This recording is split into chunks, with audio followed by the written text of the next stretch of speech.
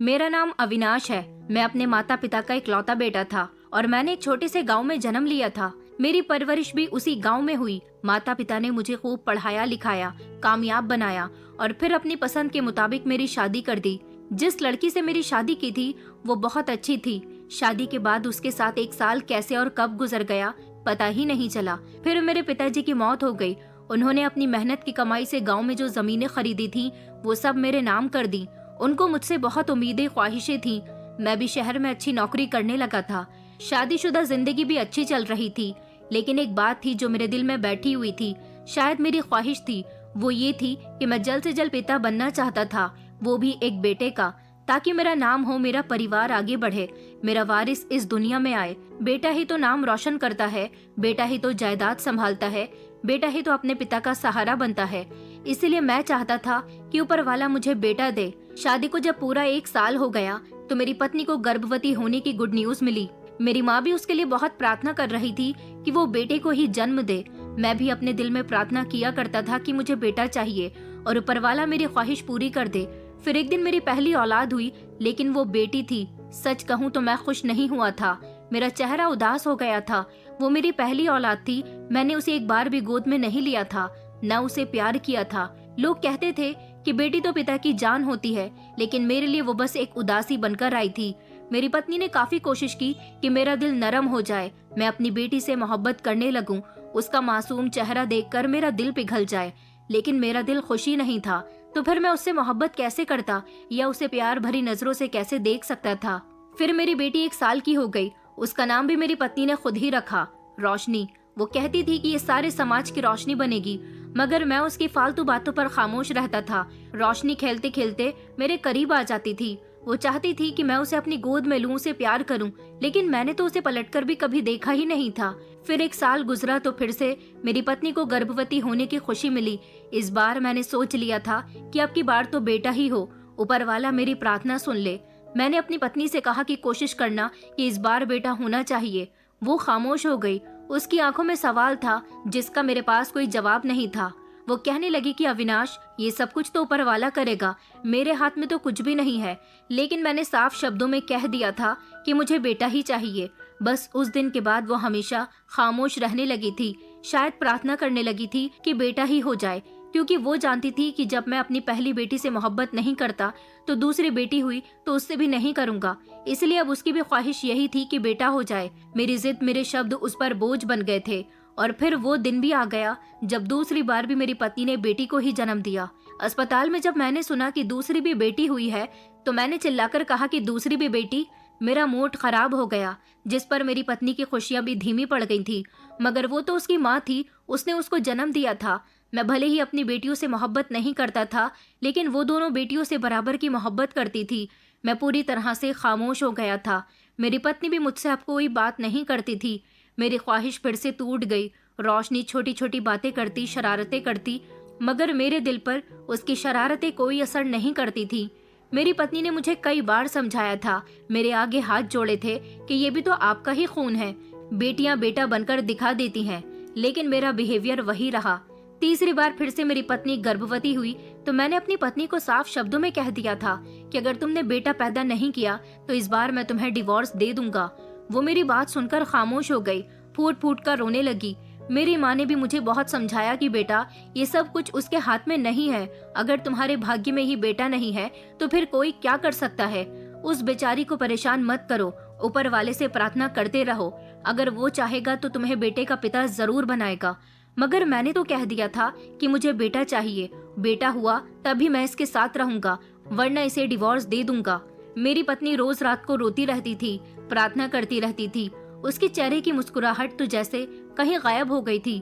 दोनों बेटियों का बराबर से ख्याल रखती थी। मेरी माँ को मेरी ये बात बुरी लगी थी। वो पूरी तरह से अपनी बहू की साइड में थी, मगर मुझे कोई फर्क नहीं पड़ता था। और फिर वो समय भी आ गया कि तीसरी बार भी मेरी पत्नी ने बेटी को जन्म दिया। अब की बार मेरे पास गुंजाइश नहीं बची थी। मेरा खून खौल उठा। मेरी पत्नी ने मुझे रोते हुए देखा, बेटी को गोद में दिया, लेकिन मैंने उसे अपनी गोद में नहीं लिया। वो समझ गई थी कि अब बेटी पैदा करने का अंजाम क्या होने वाला है। मैं उसे अस्पताल में ऐसी हालत में छोड़कर घर आ गया था। अगले ही दिन मैंने वकील से डिवोर्स के पेपर तैयार करवाए और जैसे ही मेरी पत्नी अस्पताल से डिस्चार्ज होकर घर आई, मैंने वो उसके मुंह पर मार दिए और कहा कि मुझे तुम्हारे साथ नहीं रहना। एक बेटा मुझे नहीं दे सकी तो सारी जिंदगी मेरे साथ क्या निभाओगी। वो रो रही थी, मेरे कदमों में गिर गई।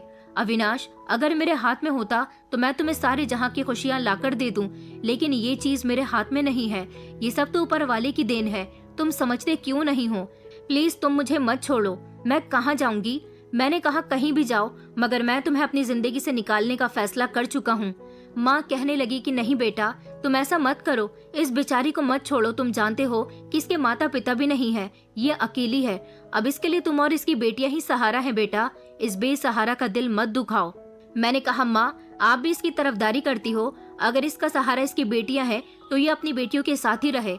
मैं भी तो आप लोगों का सहारा बना हूं ना। अगर मेरा बेटा हो जाएगा तो वो मेरा सहारा बनेगा। आप लोग ये बात समझते क्यों नहीं है? लेकिन मैंने किसी की एक न सुनी। माँ फिर भी मेरी पत्नी की तरफदारी करती रही और कहने लगी कि बहू इस घर से कहीं नहीं जाएगी, ये उसका घर है और वो यहीं पर रहेगी। मैंने कहा ठीक है, तो फिर या तो ये और इसकी बेटियां इस घर में रहेंगी या फिर मैंने अपना सामान पैक किया और मैं अपना घर छोड़कर आने लगा था। वैसे भी मेरा शहर रोज का आना जाना था, मैं वहीं नौकरी किया करता था। मैंने सोच लिया था कि मैं शहर में ही कोई किराए का मकान देख लूंगा, वहां नौकरी भी करता रहूंगा और वहीं रहता भी रहूंगा। मगर मैंने अपने परिवार से सारे संबंध खत्म कर दिए थे। मेरी माँ और पत्नी मेरे पैरों में गिरकर फूट फूट कर रो रही थी, मगर मैंने किसी की एक न सुनी और मैं उनको रोता हुआ छोड़कर उस घर से और उनसे सारे संबंध खत्म करके निकल आया था। मैंने शहर आकर अपनी नई जिंदगी शुरू कर दी थी, उम्मीद के साथ। मैंने सोच लिया था कि अब मेरी पहली डाइवोर्स तो हो चुकी है, मैं यहाँ दूसरी शादी कर लूंगा। उस समय मुझे कोई दुख नहीं था, कोई अफसोस नहीं था, बस एक जिद थी कि मैं शादी करूंगा और बेटे का पिता बनूंगा, उसको अपना वारिस बनाऊंगा। लेकिन मुझे नहीं पता था कि मैं किस चीज का वारिस चाहता था, जमीन का या अपनी बेरहमी का। शहर आकर जैसे मैं अपनी पुरानी जिंदगी को पूरी तरह से भूल गया था। वो घर, वो गांव, पत्नी और बेटियां, वो सब जैसे मेरी जिंदगी में कभी था ही नहीं। यहाँ मुझे एक सुंदर लड़की मिल गई जिसके घर में खुद ही रिश्ता लेकर पहुंच गया था।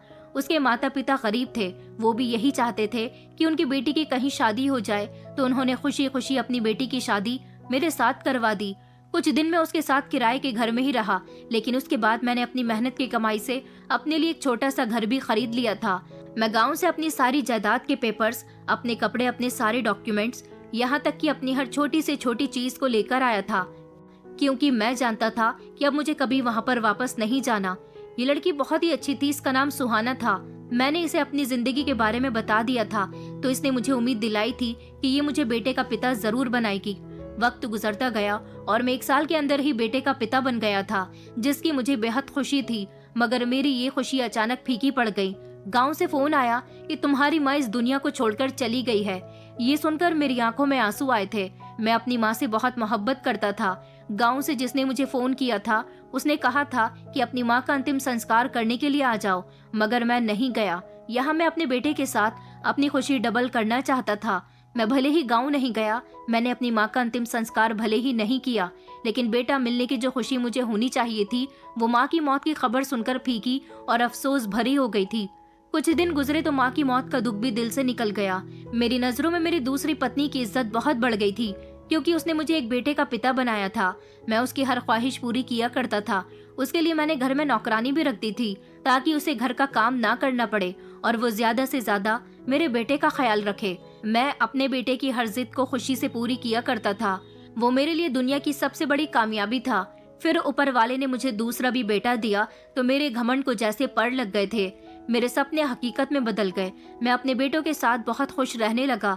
मैं खुद से कहता कि अविनाश, तुम्हें अपनी जमीनों का वारिस, तुम्हारे नामों का वारिस, तुम्हारे खानदान को आगे बढ़ाने वाले बेटे मिल गए। मुझे कभी भी अपनी पुरानी पत्नी और अपनी 3 बेटियों की याद नहीं आई, जिन्हें छोड़कर मैं आगे बढ़ गया था। मैं अपने बेटों से बहुत प्यार किया करता था, कभी उनको डांटा भी नहीं था। वो अपने मुंह से जो भी ख्वाहिश निकालते, मैं उन्हें फौरन ही पूरी कर दिया करता था। मेरी पत्नी भी उनसे कुछ इसी तरह का प्यार करती थी और हम दोनों ने मिल बांटकर उनको बहुत लाडला बना दिया था। मेरे बेटे स्कूल में किसी से झगड़ा करते या गली मोहल्ले में उनकी किसी से लड़ाई हो जाती तो मैं अपने बेटों को ना तो समझाया करता था ना डांटा करता था, बल्कि दूसरों को ही गलत कहता था। और अगर कोई हमारे घर शिकायत लेकर आ जाता तो मैं उससे कहता कि तुम लोग मेरे बेटों से जलते हो। मेरे बच्चे छोटी उम्र से ही बहुत शैतानी किया करते थे। मेरी पत्नी भी अब मेरी जैसी ही बन गई थी। वो बच्चों की बहुत साइड लिया करती थी। अगर मैं कभी तंग आकर उन्हें कुछ समझाया करता तो वो फौरन दीवार बन जाती थी। कहती कि अविनाश, बच्चों को तंग मत किया करो। हम दोनों ने बच्चों को उनकी गलतियों पर डांटने के बजाय उल्टा उनको बिगाड़ दिया था। मेरे बेटे हर दूसरे तीसरे दिन गली के किसी न किसी बच्चे को मार कर आते या फिर उनका सर फोड़ कर आते थे। मैंने कभी उनको इस बात पर डांटा नहीं था, न रोका था। बस मैं उनकी ऐसी हरकतों पर और ज्यादा खुश होता था कि उनसे अपना बचाव करना आता है। मेरे बच्चे बहुत बदतमीज थे, बड़ों से भी तमीज से बात नहीं करते थे। मुझे सब कुछ पता होता था, लेकिन फिर भी मैं कुछ नहीं करता था, बल्कि अपने बच्चों की ऐसी हरकतों पर खुश हुआ करता। जैसे जैसे मेरे बेटे बड़े हो रहे थे, उनकी जुबान, हरकतें और बिहेवियर मेरे काबू से बाहर होते जा रहे थे। मैं उनके आगे खामोश था, क्योंकि वो मेरे वारिस थे। मेरे दिमाग में यही बात बैठ चुकी थी कि ये दोनों मेरे बाद मेरे नाम को आगे बढ़ाएंगे। मेरी हर चीज के हकदार यही हैं।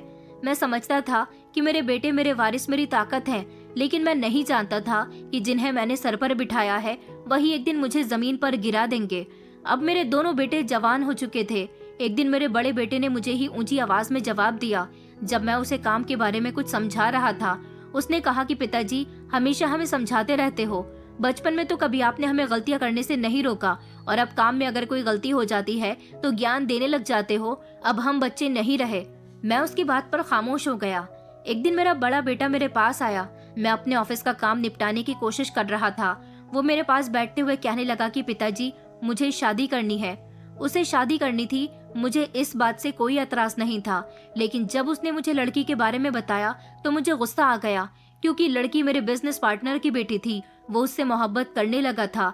मैं उस लड़की को अपने घर की बहू नहीं बनाना चाहता था, क्योंकि उसके पिता ने पार्टनर होते हुए मुझे बेवकूफ बनाया था। खुद अपना फायदा देख रहा था और मुझे काफी हद तक पीछे कर दिया था, लेकिन फिर भी मुझे इतना फर्क नहीं पड़ा था। मुझे उससे इसी बात का गुस्सा था। मैंने अपने बेटे को समझाया कि उसका पिता मुझे बिल्कुल भी पसंद नहीं है और तुम ऐसी लड़की को पसंद कर बैठे हो। उसने कहा कि पिताजी, आपको उसके पिता पसंद नहीं है, लेकिन मुझे वो लड़की बहुत पसंद है। बस आप मेरा रिश्ता मांग लो। मैंने उसकी तरफ देखा और कहा कि ऐसा नहीं हो सकता। मैं तुम्हारी शादी उस लड़की के साथ नहीं होने दूंगा। उस समय तो मेरा बेटा खामोश हो गया था। सिर्फ इतना कहकर वहां से चला गया कि वारिस तो पैदा कर लिए, पर उनकी ख्वाहिशों का आपको कोई एहसास नहीं है। मैं खामोशी से अपनी जगह बैठा रहा। वक्त इसी तरह से गुजरता गया। मेरे दोनों बेटे जवान होने के साथ साथ काफी समझदार भी हो गए थे। मैं बुढ़ापे की दहलीज पर पहुंच चुका था। अब मुझसे ऑफिस भी नहीं जाया जाता था, बस घर में ही रहने लगा और घर का माहौल देखता रहता। अपने बेटों को मैंने बड़े लाड प्यार से पाला था, उनकी हर बात को माना। वही अब मेरे लिए लाचारी का रास्ता बना रहे थे। मेरी पत्नी, जिसे भी मैंने बहुत इज्जत दी थी, अपने सर पर बिठाया था, वो अब छोटी छोटी बातों पर झुंझला जाती थी, मुझे ताने दिया करती थी। उसके चेहरे में अजनबियत आ गई थी। एक दिन बड़े बेटे ने कहा कि पिताजी, आपका कमरा हमारे कमरे के जस्ट बराबर में ही है। आप सारी रात खांसते रहते हो, जिसकी वजह से हमें नींद नहीं आती। छोटे बेटे ने भी कुछ ऐसा ही कहा। मेरी पत्नी खामोशी से दरवाजे पर खड़ी हुई सब कुछ देख रही थी, लेकिन उसने कोई शब्द नहीं कहा। मैंने नजर झुका ली। अब मेरी बोलने की हिम्मत नहीं थी। मैं उन लोगों के लिए बूढ़ा हो चुका था, बेकार हो चुका था। मेरा बिस्तर और कुछ पुरानी चीजें उन्होंने स्टोर रूम में रख दिया था। स्टोर रूम की छत से पानी टपकता था। कमरे में सीलन थी। वो घुटन थी जो शायद किसी ने बरसों से महसूस नहीं की हो, लेकिन मैंने कुछ नहीं कहा। मैंने सब्र किया और सोचा कि कम से कम मेरे सर पर छत तो है। मैं वही अविनाश था जो जमीनों का मालिक हुआ करता था, जो वारिसों के सपने देखता था। छत से पानी टपकता तो मैं चादर में मुंह छुपा लिया करता था। कभी कभी खांसी के दौरे उठते। मेरी पत्नी को भी मेरी कोई फिक्र नहीं थी। मैं ये समझता रहा कि मैं खुश नसीब हूँ, क्योंकि मैं अपने बेटों के पास हूँ। कभी मुझे कमरे की खिड़की से उनकी बातों की आवाज आया करती थी।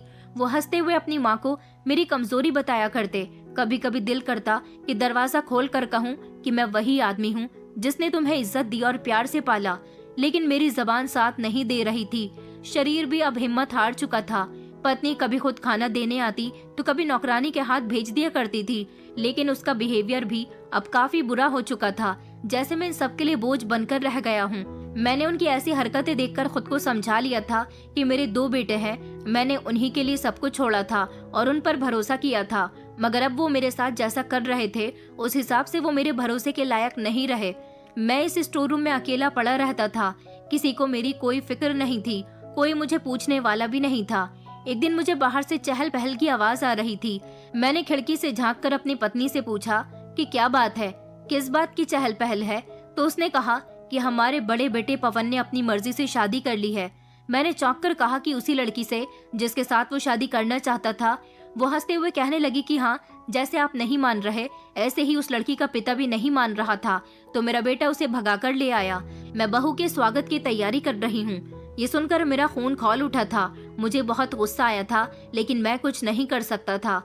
जिन बेटों के लिए मैंने इतनी कुर्बानियां दी, हर रिश्ते को छोड़ा, आज मेरे अपने ही बेटे अपनी जिंदगी का सबसे बड़ा फैसला खुद कर रहे थे और ना ही मैं उनकी खुशी में शामिल हूँ। लेकिन दिल में एक उम्मीद थी कि शायद बहू आएगी तो घर का माहौल कुछ बदल जाएगा, लेकिन मैं गलत था। अब मेरी जिंदगी का हर दिन स्टोर रूम के इस अंधेरे में खामोशी से और अकेलेपन के साथ गुजर रहा था। मैं खुद को तसल्ली दिलाता रहा कि मैं वो बदनसीब नहीं जो लवारिस हूँ। मेरा सहारा मेरे बेटे हैं। आज बुरा है तो कल अच्छा भी होगा, यही सोचकर हर रात आंख बंद कर लेता। लेकिन शायद मुझे अंदाजा नहीं था कि ये सिर्फ शुरुआत है। जो दुख में सह रहा था वो अंजाम नहीं था, बल्कि एक सजा थी जो अभी काटनी बाकी रह गई थी, जो मेरे अपनों ने ही मुझे दी थी। मैं अपने ही घर के स्टोर रूम में कैद होकर रह गया था। वो दिन हमेशा मेरी याद में रहेगा, जब मैं एक दिन अपनी मर्जी से स्टोर रूम से बाहर चला गया। मुझे बहुत तेज बुखार था, मेरा शरीर कांप रहा था। कई दिन से मुझे खांसी हो रही थी। मैं चाहता था कि दवाई ले लेता हूँ, शायद बाहर खुली हवा में कुछ देर के लिए बैठ जाऊंगा तो मेरी तबीयत थोड़ी बहाल हो जाएगी। मैं ड्राइंग रूम के पास से गुजरा तो मेरे बड़े बेटे की पत्नी मुझे देखकर चीख पड़ी। कहने लगी कि आप बाहर क्यों निकल आए हो, आप बीमार हो और आप हमें भी बीमार कर दोगे। तभी मेरा छोटा बेटा आया और गुस्से से मेरा बाजू पकड़कर कहने लगा कि पिताजी, कितनी बार कहा है कि स्टोर रूम से बाहर मत निकला करो, हर समय खांसते रहते हो, आप हमें भी अपनी बीमारी लगाना चाहते हो क्या। मैंने कहा बेटा, बस 2 मिनट हुए हैं, थोड़ी देर बैठने दो। अंदर सांस बंद हो रही थी, लेकिन मेरी बात सुनने वाला कोई नहीं था। छोटे बेटे ने जोर से मेरा कंधा झटक दिया और कहने लगा कि वापस अंदर जाओ और अब निकलने की कोई जरूरत नहीं है। आपकी वजह से हम सब बीमार हो गए तो कौन संभालेगा। मैं खामोशी से वापस स्टोर रूम में आ गया था। वहाँ एक छोटा सा पंखा भी नहीं था, बहुत ज्यादा घुटन थी। एक दिन सुबह के समय मुझे बहुत तेज प्यास लग रही थी। कमरे में पानी खत्म हो गया था। मैंने आवाज लगाकर पानी मांगा तो बहू पानी का गिलास लेकर आई। कहने लगी कि आपको बाहर आने की कोई जरूरत नहीं है, बस ग्लास ले लीजिए। मैं अंदर नहीं आऊंगी क्योंकि आप बीमार हैं, आपका इन्फेक्शन मुझे भी लग सकता है। मैंने कांपते हाथों से पानी का गिलास पकड़ा तो वो जमीन पर गिर गया। बहू वहां से चली गई। उसने मुझे दोबारा पानी नहीं दिया। मैंने खुद ही हल्का सा दरवाजा खोलकर कांच के टूटे हुए टुकड़े उठाए और समेटता रहा ताकि किसी को तकलीफ न हो। कुछ दिन और ज्यादा दर्दनाक गुजर रहे थे। मेरे पेट में एक दिन बहुत तेज का दर्द उठा। मैं जोर जोर से चिल्ला रहा था, मगर किसी ने मेरी आवाज नहीं सुनी। मैं आवाज देता रहा, दरवाजा खटखटाता रहा। थोड़ी देर बाद मेरा छोटा बेटा आया और कहने लगा कि क्या है पिताजी, किस बात का शोर मचाया हुआ है। मैंने कहा बेटा, मेरे पेट में बहुत तेज दर्द हो रहा है, मुझे कोई दवाई दे दो या फिर डॉक्टर के ले चलो। उसने कहा कि कोई दर्द नहीं है, सब आपके बाहर निकलने के नाटक हैं। आपने खा लिया होगा कुछ उल्टा सीधा, इसलिए दर्द हुआ है। मना किया है ना कि ज्यादा मत खाया करो, 2-3 दिन भूखे रहोगे तो पेट का दर्द ठीक हो जाएगा, कोई जरूरत नहीं है दवाई की। इतना कहकर वो वहां से चला गया। मेरे इतनी तेज दर्द हो रहा था कि मैं दर्द से तड़पते तड़पते बेहोश हो गया। मुझे याद है जब मुझे होश आया तो मैं वहीं स्टोर रूम की जमीन पर था। मुझे देखने वाला कोई नहीं था। खामोशी से बैठा रहा। मेरी जिंदगी बहुत बुरी गुजर रही थी। एक दिन मैंने स्टोर रूम में मौजूद पुराने संदूक से कंबल निकाल लिया और उसमें लिपटकर सोने लगा। उसी समय बड़ा बेटा आया और कंबल जोर से खींचकर कहने लगा कि ये क्या गंदगी फैला रखी है आपने, इस कंबल की वजह से बदबू फैल रही है पूरे घर में, इन पुरानी चीजों से बीमारियां फैलती हैं। मैंने रिक्वेस्ट की कि बेटा इसे मेरे पास रहने दो, मुझे रात को सर्दी लगती है, मगर उसने उसे उठाकर बाहर फेंक दिया। उनकी ये सारी हरकतें मेरे दिल पर गहरे जख्म छोड़ रही थी। अब मैं किसी की बात पर यकीन करने के काबिल नहीं रहा था। मेरा भरोसा, मेरी मोहब्बत सब रौंदी जा चुकी थी। मेरी पत्नी, जिसकी हर ख्वाहिश मैंने पूरी की थी, आज उसकी हर ख्वाहिश उसके बेटे पूरी कर रहे थे तो उसे अपना पति बुरा लग रहा था।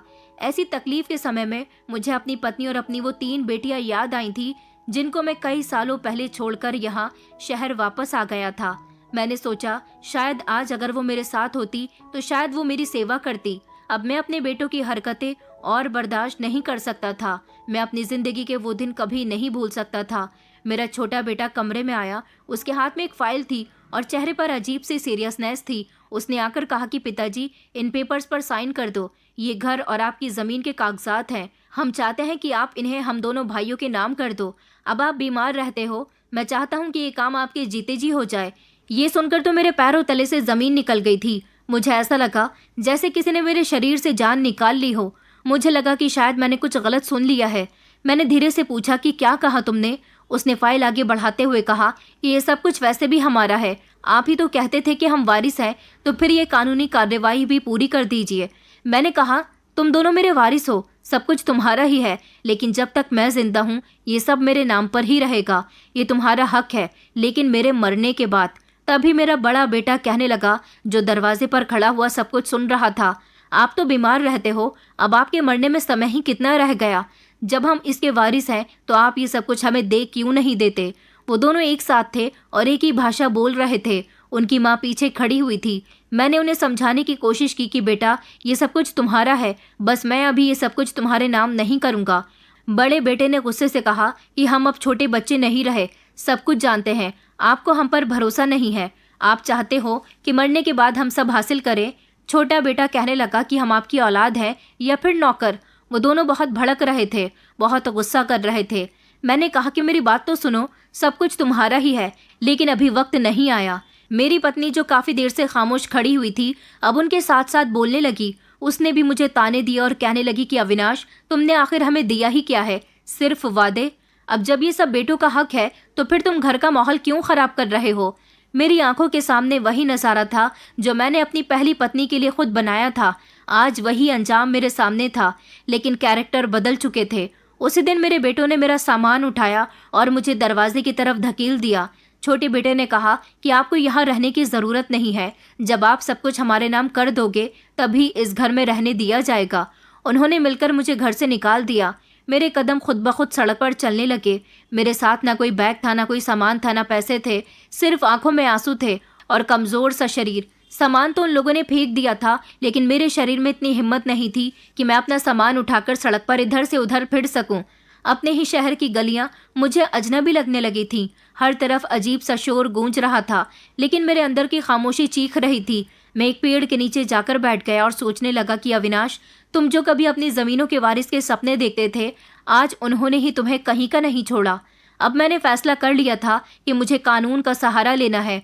पुलिस स्टेशन जाऊंगा। आखिरी समय में ये बात मैंने अपने बेटों को भी समझाई थी, तो वो दोनों हंसने लगे, कहने लगे कि ठीक है, जहाँ जाना है चले जाओ, कानून भी जानता है कि ये सब कुछ हमारा है, आप हमें रोक नहीं सकते। उनकी बातें मेरे कानों में अभी तक गूंज रही थी, लेकिन मैं खामोश रहा। मैं थके हुए कदमों से पुलिस स्टेशन पहुंचा। तभी एक हवलदार ने मुझे तरस भरी नजरों से देखा। कुछ देर के बाद एक कांस्टेबल मेरे पास आया और कहने लगा कि क्या परेशानी है। मैंने कहा कि मुझे एसपी से मिलना है।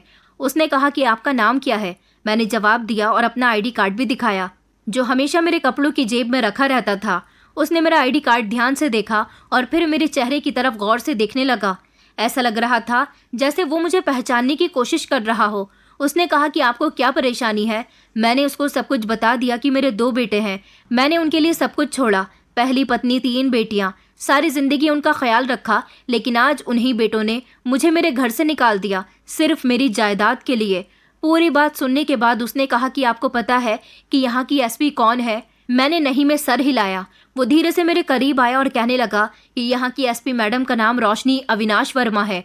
उसकी बात सुनकर मेरा दिल जैसे एक लम्हे के लिए खामोश हो गया था। मैंने कहा, रोशनी अविनाश वर्मा?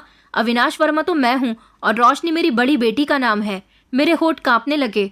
रोशनी, वो तो मेरी बड़ी बेटी। वो कहने लगा कि जी, और उनकी फाइल के साथ आप ही का कार्ड लगा हुआ है, इसलिए मैं आपको पहचान गया और समझ गया कि आप उनके पिता हो। ये सुनकर मैं हैरान रह गया। मेरे दिमाग में अपनी बेटी की पुरानी तस्वीर घूमने लगी। वो मासूम सी बच्ची जिसे मैंने कभी गोद में भी नहीं उठाया था, जो मेरी उंगली पकड़ने के लिए तरसती रही, जिसकी बातों को मैंने कभी अहमियत नहीं दी, वही रोशनी आज एसपी बन गई है। कांस्टेबल तो वहां से चला गया था। थोड़ी देर के बाद मुझे एसपी के केबिन में भेज दिया गया। मेरे दिल में डर और शर्मिंदगी थी, लेकिन एक उम्मीद थी कि शायद मेरी बेटी भी मुझे देखना चाहेगी।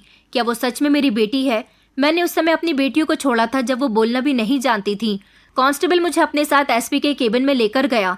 दरवाजा खुला तो सामने ही कुर्सी पर सुंदर से चेहरे वाली वर्दी में एक लड़की बैठी हुई थी। उसका चेहरा बिल्कुल मेरी पहली पत्नी के जैसा था और मैं उसे पहली ही नजर में देखकर पहचान गया था। उसके चेहरे पर जो मासूमियत बचपन में थी वो आज मजबूती जैसी थी। मुझे उसके सामने कुर्सी पर बैठा दिया गया। उसने कहा कि जी आपको क्या काम है। मैंने अपने अंदर हिम्मत इकट्ठा की और कहा कि मेरी बेटी रोशनी। यही वो शब्द थे जो मेरे मुंह से निकले और उसकी आंखों से आंसू निकलने लगे। वो मुझे और मेरी आवाज को फौरन पहचान गई थी। वो रोने लगी। उसने चिल्लाकर कांस्टेबल को आवाज लगाई और कहा कि ले जाओ इन्हें यहाँ से, इन्हें मेरे कमरे से निकाल दो। मैं अभी कुछ कहने ही वाला था, 2 हवलदार आए। उन्होंने मेरा बाजू पकड़ा और मुझे कमरे से बाहर लाकर खड़ा कर दिया। मैं भी दरवाजे पर खड़ा होकर फूट फूट कर रो रहा था। फिर थोड़ी ही देर के बाद एक लेडी कांस्टेबल आई, मुझे दूसरे कमरे में ले गई। मेरे लिए कोल्ड ड्रिंक लेकर आई और कहने लगी कि अंकल जी पी लीजिए, मैडम अभी यहाँ आकर आपसे बात करेंगी। तब जाकर मेरे दिल को सुकून मिला था और मैंने सोचा था कि मेरी बेटी मुझे ज़रूर माफ़ कर देगी। मैं खामोशी से वहाँ बैठा रहा और अपनी पुरानी ज़िंदगी के बारे में सोचने लगा। जिस समय मैं घर छोड़कर आया था तो मेरी पत्नी और मेरी माँ बिलक बिलक कर रो रही थी और मेरी तीनों बेटियां अनजान थी। उन्हें नहीं पता था कि उनके पिता क्या कर रहा है। आज मेरी वही रोशनी मेरी जिंदगी का मुझे इकलौता सहारा लग रही थी। थोड़ी देर के बाद रोशनी कमरे में आई और कहने लगी कि आपने कोल्ड ड्रिंक नहीं पी, पी लीजिए, आपको इसकी बहुत ज़रूरत है। मैंने सर उठाकर उसकी तरफ देखा। मैंने बॉटल हाथ में लिया। मेरे हाथ कांप रहे थे। मेरी नज़र बार बार अपनी बेटी के चेहरे पर जा रही थी। मैं उससे बात करने के लिए शब्द ढूंढ रहा था लेकिन जुबान पर वो आ ही नहीं सके। फिर मैंने धीरे से कहा कि बेटा मुझे माफ़ कर दो। उसने हाथ उठाकर रोका और कहने लगी कि मुझे इसकी कोई ज़रूरत नहीं है। उसकी आवाज़ कांप रही थी, शायद उसके दिल के अंदर कुछ चल रहा था। वो कहने लगी कि आपकी परेशानी मुझे पता चल गई है। मैंने आपके बेटों के खिलाफ FIR दर्ज कर ली है। कानून अपना काम करेगा। मेरी आंखों में आंसू आ गए। मुझे पता था कि मेरी बेटी मेरा साथ ज़रूर देगी। उसने फ़ौरन जवाब दिया कि सुनिए, मैं आपको नहीं जानती, आप कौन है। मैं सिर्फ कानून से मतलब रखती हूँ। मेरा फ़र्ज़ है कि मैं मजलूमों का साथ दूं और आप अपने ये नरम शब्द अपने बेटों के लिए बचाकर रखिए जो अभी तक आपके इंतज़ार में होंगे। ये कहकर वो पलट गई और कमरे से निकल गई। मैं वहीं पर बैठा रह गया था। उसके इस शब्द ने मुझे तोड़ दिया था। सारी ज़िंदगी मैं समझता था कि बेटे ही वारिस होते हैं, लेकिन आज बेटी ने मेरे लिए वो किया जो किसी बेटे ने नहीं किया। इंसाफ का दरवाज़ा खुला। मेरी बात सुनी, मेरी बेबसी को जगह दी गई, लेकिन वो रिश्ता जिसकी मुझे सबसे ज़्यादा ज़रूरत थी, बेटी की मोहब्बत और माफ़ी, वो मुझसे छीन ली गई थी। शायद ये सब कुछ मैंने अपने हाथों से ही बर्बाद किया था। मेरी बेटी आज इंसाफ की कुर्सी पर बैठी थी और मेरे लिए वो सब कुछ कर रही थी जो एक बेटी एक पिता के लिए कर सकती है, सिवाय पिता कहने के। कमरे में खामोशी थी। हल्की हल्की बारिश हो रही थी। मैंने बाहर झांक कर देखा तो आसमान जैसे मेरे अंदर की हालत पर रो रहा था। अब सिर्फ अदालत बाकी थी और शायद मेरी जिंदगी की सबसे बड़ी गवाही भी मैं इस कमरे में देना चाहता था। हवलदार ने कहा कि आप यहीं रह सकते हैं जब तक आपका फैसला नहीं हो जाता, क्योंकि आपके बेटों ने आपको घर से निकाल दिया है। उसके बाद आप इज्जत से अपने घर जा सकेंगे, ऐसा मैडम ने कहा है। मैं खामोश हो गया। यहाँ मुझे सुकून से रहने की जगह दे दी गई थी। यहाँ पर एक कमरा ऐसा था जहाँ पुलिस कांस्टेबल अपने ज़रूरी काम किया करते थे। सुबह का नाश्ता, दोपहर का खाना और रात का खाना मुझे टाइम से दिया जा रहा था। सब कुछ खामोशी से, इज्जत से, कोई सवाल नहीं, कोई एहसान जताने की कोशिश नहीं। यहाँ मुझे वो सुकून मिल रहा था जो शायद मुझे अपने घर में नहीं मिल पा रहा था। मैंने कभी अपनी बेटी को गोद में भी नहीं लिया था और वो मेरे लिए इतना सब कुछ कर रही थी। मैंने उसे दुनिया की भीड़ में ऐसे छोड़ दिया था जैसे कोई अजनबी किसी बच्चे को बस स्टॉप पर छोड़कर चला जाता है। फिर आज वही बेटी बड़ी होकर मुझे सबसे बड़े ताने दे रही थी। सिर्फ मेरा ख्याल नहीं रख रही थी बल्कि मुझे कानूनी ताकत भी दिलवा रही थी। मेरी आंखें रोज़ उसका इंतज़ार करती थी, मगर मैं शर्मिंदा भी होता था। एक दिन दोपहर के समय कमरे का दरवाज़ा खुला। रोशनी हाथ में एक फ़ाइल लेकर आई। उसके चेहरे पर मामूली सी सीरियसनेस थी, लेकिन शब्दों में नरमी थी। उसने कहा कि ये फाइल है, इस पर आप अपने सिग्नेचर कर दीजिए। मैंने अदालत में आपका केस दायर कर दिया है। कल पेशी है। आपके दोनों बेटे भी अदालत आएंगे और आपको भी ले जाया जाएगा। मैंने उसकी तरफ देखा और खामोश रहा। उसने धीरे से कहा कि लगता है कि आप कोई गलत कदम उठा रहे हैं। आप अपने ही बच्चों के खिलाफ जा रहे हैं। आपके पास अभी भी समय है, आप चाहें तो अपना फैसला बदल सकते हैं। मैंने धीरे से कहा कि नहीं बेटा, जिंदगी में पहली बार तो मैं ठीक फैसला कर रहा हूँ। वो 1 मिनट के लिए मेरी तरफ देखती रही, फिर बिना कुछ कहे वहाँ से वापस चली गई। उसके जाने के बाद मैं काफ़ी देर तक फाइल को देखता रहा जिसमें मेरा नाम, मेरे बेटों का नाम और ज़मीनें दर्ज थीं। वो जमीन जिनके लिए मैंने रिश्ते कुर्बान कर दिए थे, इज्जत रौंद दी थी, एक औरत की आंखों से सपने छीन लिए थे, 3 बेटियों को बेसहारा कर दिया था। मुझे आज अपनी पत्नी की याद आती है तो मैं सोचता हूँ कि मेरी पत्नी ने मेरी बेटियों को कितनी अच्छी परवरिश दी, कि बड़ी बेटी को एसपी बनाया। मैं अभी तक अपनी छोटी बेटियों से नहीं मिला था। पता नहीं वो कहाँ थी, कैसी थी। मैं उनसे भी मिलना चाहता था, लेकिन अभी शर्मिंदा था। अभी कुछ भी कहने की हिम्मत नहीं हो रही थी। अब मैंने फैसला किया था कि मैं अपनी जायदाद अपने बेटों और बेटियों में बराबर से बांटूंगा। ये भी तो मेरा ही खून थी। मैं अपने 5 बच्चों को बराबर से हिस्सा दूंगा। मेरी बेटियां जिनको सारी जिंदगी मेरे हिस्से का प्यार भी नहीं मिल सका, तो क्या मैं इस काबिल भी नहीं कि उनको अब अपनी जायदाद का थोड़ा थोड़ा हिस्सा ही दे दूं। मैंने सारी जिंदगी अपने बेटों की गलतियों को नजरअंदाज किया, बल्कि वो तो मुझे ही लावारिस समझते रहे। अगले दिन जब मैं अदालत के गेट के अंदर दाखिल हुआ तो मेरे दोनों बेटे सामने आ गए। उनके चेहरे पर गुस्सा था। एक ने मुझे बाजू से पकड़कर खींचते हुए कहा कि पिताजी, आप पागल हो गए हो क्या? ये आपकी 3 बेटियां कहाँ से आ गईं और आप इनको हिस्सा क्यों दोगे? बड़े बेटे ने मुझे धमकी दी और कहा कि हमें हमारी पूरी जायदाद चाहिए, लेकिन अगर बेटियों को हिस्सा दिया तो याद रखना, हम आपको अदालत के अंदर घसीट कर ले जाएंगे। उनकी आवाज़ वहाँ बंद हो गई। लोग हमें देखने लगे, लेकिन मेरे अंदर अजीब सी ताकत आ गई थी। मैंने दोनों की तरफ देखकर कहा कि आज जो भी मैं हक दूंगा उनको दूंगा, जो सारी जिंदगी इस हक से दूर रहीं। मेरी बेटियां, वो भी मेरा अपना खून है, जैसे कि तुम लोग हो। ये बात सुनकर वो आग बबूला हो गए। छोटे बेटे ने मेरे गिरेबान पर हाथ डाल दिया। कहने लगा कि आपको शर्म नहीं आती? सारी जिंदगी हमें वारिस कहते रहे और अब अचानक से आने वाली बेटियों को हमसे ज्यादा समझने की कोशिश कर रहे हो। जब मेरी बेटी ने ये सब कुछ देखा तो एक को दूर धकेला और दूसरे के मुंह पर थप्पड़ मारा और कहने लगी, बाप का गिरेबान पकड़ते हुए तुम लोगों को शर्म नहीं आती? अब जो भी बात होगी अदालत के कमरे के अंदर होगी, चलो अंदर। उन लोगों ने मुझे घूरते हुए तेजी से कदम अंदर बढ़ाए। मेरी बेटी की वर्दी चमक रही थी, उसकी आंखों में भरा हुआ गुस्सा, सब कुछ मुझे दिखाई दे रहा था। मेरी आंखों से आंसू निकल रहे थे। मैं जिंदगी भर बेटा बेटा करता रहा, लेकिन आज मेरी बेटी मेरा सपोर्ट बन चुकी थी। वो बेटी जिसे मैं लावारिस समझता रहा। मेरी बेटी मेरे पास आई और कहने लगी कि आपको जो भी कहना है तेज आवाज में कहना, मैं आपके साथ हूँ। आज उसकी वर्दी के नीचे मेरे लिए मोहब्बत झलक रही थी, जो काफी सालों से दबी हुई थी। सब लोग अदालत में जमा हो चुके थे। कानून के मुताबिक मुझे गवाही देने के लिए कटघरे में बुलाया गया। मेरा दिल धड़क रहा था, आंखों में आंसू और जुबान पर सच था। मैंने कहा कि मेरा नाम अविनाश वर्मा है। मैं अपनी जायदाद अपने दोनों बेटों के साथ साथ अपनी 3 बेटियों को भी बराबर से देना चाहता हूँ।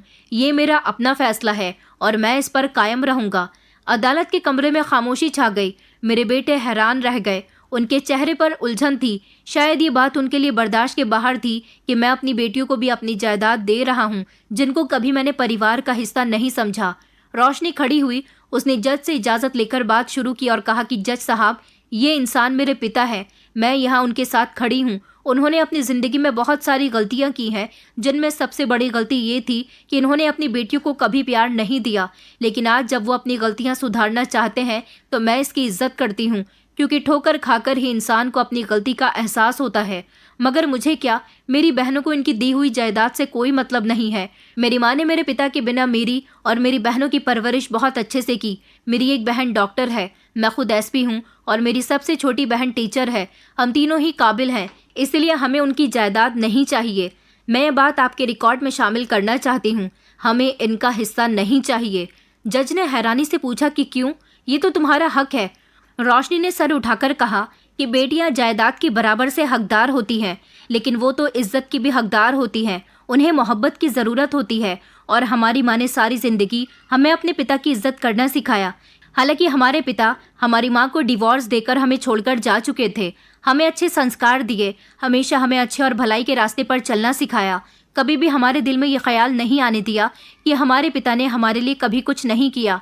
आज यही वजह है कि मैं और मेरी बहनें अपने पिता से नफरत नहीं करते। हाँ, नाराज़ ज़रूर हैं, क्योंकि हमने अपने पिता के बिना बड़ी मुश्किलों से ज़िंदगी गुजार दी थी।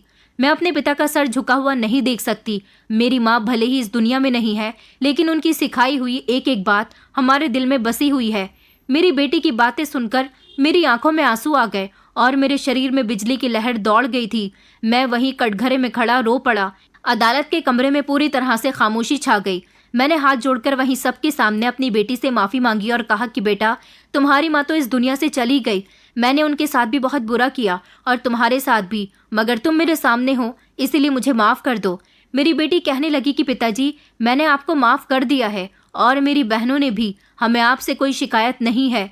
मेरे दोनों बेटे भी शर्मिंदा नजर आ रहे थे। उनके चेहरे पर शर्मिंदगी थी। शायद उन्हें एहसास हो गया था कि जिस जायदाद के पीछे वो लड़ रहे थे उससे बड़ी कोई चीज और भी है।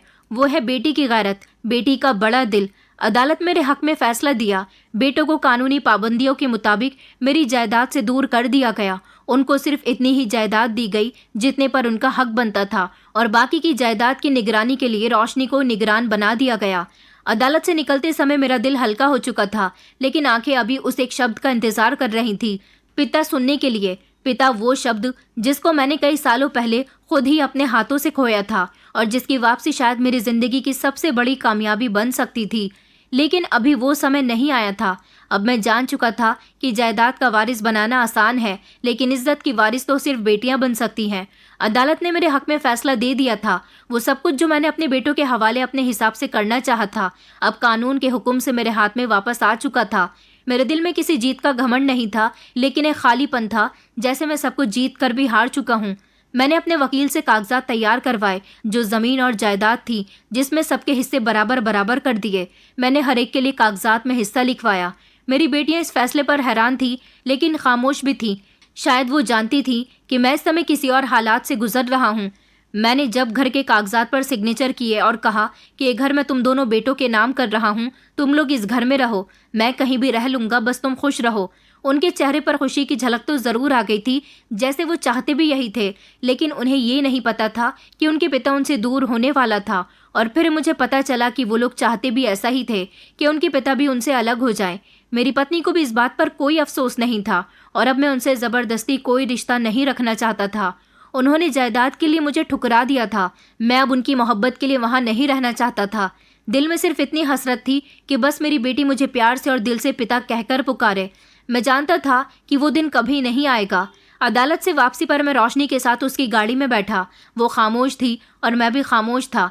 कुछ देर के बाद जैसे ही हम पुलिस स्टेशन पहुंचे, रोशनी ने धीरे से कहा कि पिताजी, ये शब्द सुनते ही जैसे मेरे दिल के सारे जख्मों को मरहम मिल गया हो।